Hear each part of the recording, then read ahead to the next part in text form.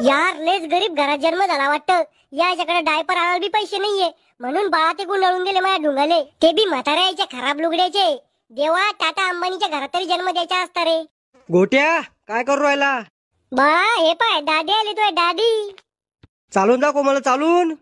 अरे नाही चालता येत मला अजून, कशाला बळजबरी करू राहिले? गेली गेली गेली गेली गेली गेली गेली गेली. पागल कर तुम्ही सगळे.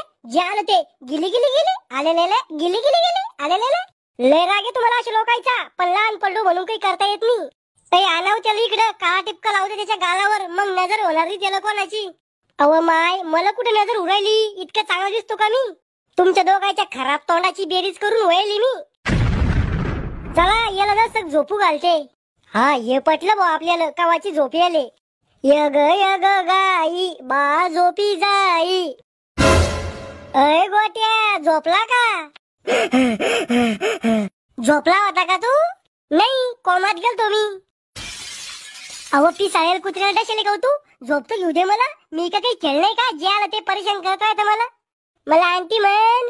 म्हैस आहे तू, म्हैस, बेंदाडीत लोळणारी म्हैस.